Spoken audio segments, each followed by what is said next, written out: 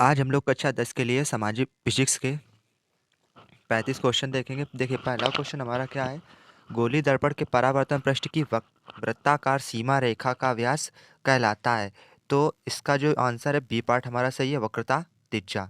Question number second, दंत विशेषज्ञ किस दर्पण का उपयोग मरीजों के दांतों का बड़ा प्रतिबिंब देखने के लिए करते हैं।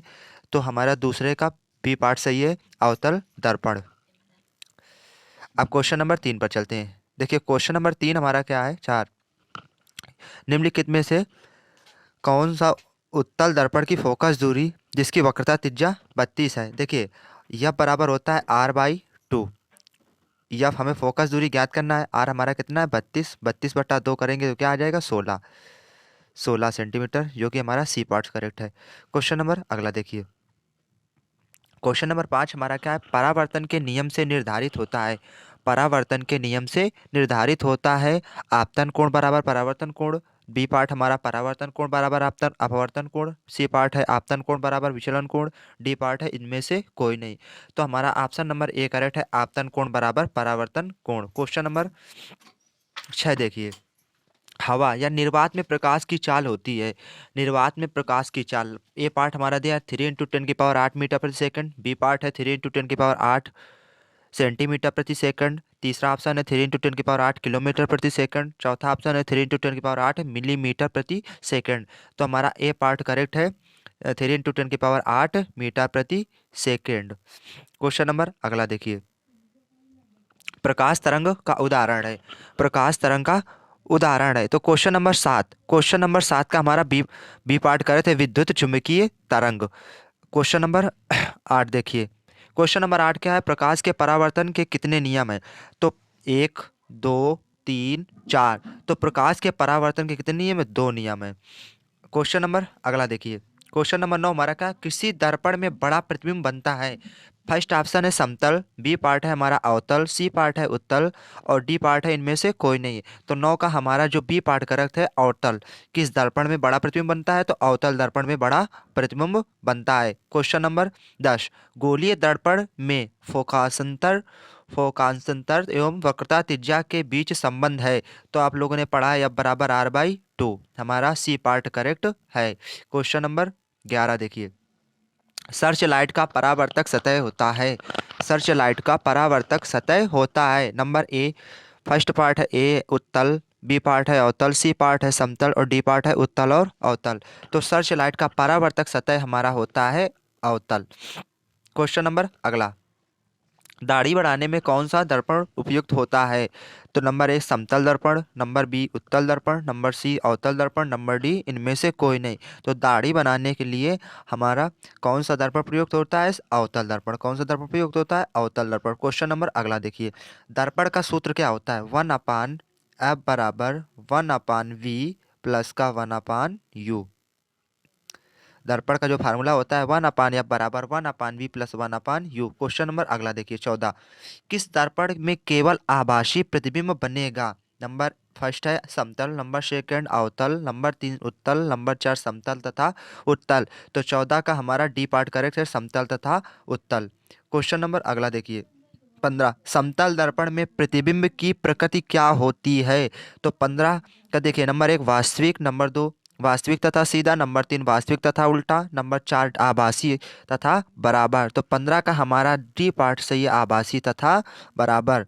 क्वेश्चन नंबर नेक्स्ट, गोलीय दर्पण की फोकस दूरी उसकी वक्रता त्रिज्या की आधी होती है, 2 गुनी होती है, 3 गुनी होती है, चौथाई गुनी होती है। तो क्वेश्चन नंबर 16 का हमारा ए पार्ट करेक्ट है, गोलीय दर्पण की फोकस दूरी उसकी वक्रता त्रिज्या की आधी होती है। क्वेश्चन नंबर 16, किसी वस्तु का आवर्धित काल्पनिक प्रतिबिंब बनता है।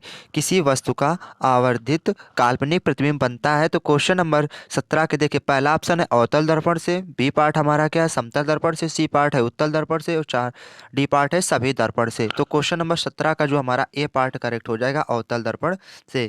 क्वेश्चन नंबर 18 देखिए, एक उत्तल दर्पण में बना प्रतिबिंब हमेशा होगा वास्तविक तथा हासित।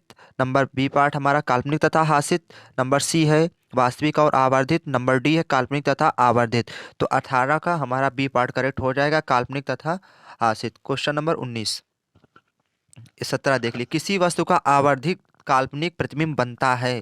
तो 17 का जो हमारा देखिए, पहला ऑप्शन दिया अवतल दर्पण से, बी पार्ट दिया है समतल दर्पण से, सी पार्ट दिया है उत्तल दर्पण से, और डी में है सभी दर्पण से।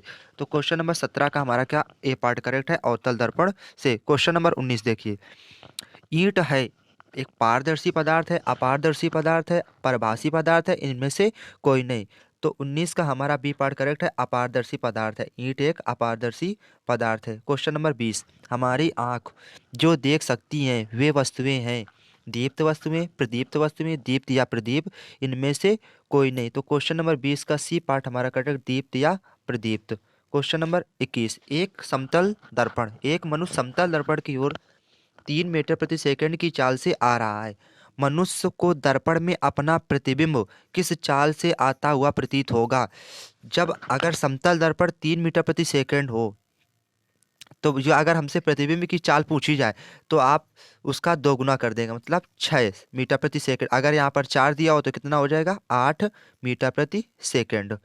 क्वेश्चन नंबर 22, संयुग्मी फोकस संभव है केवल नंबर ए पार्ट में अवतल दर्पण में, नंबर बी उत्तल दर्पण में, सी है समतल दर्पण में, और डी है हमारा साधारण कांच। तो संयुग्मी फोकस केवल संभव है बी पार्ट अवतल दर्पण में।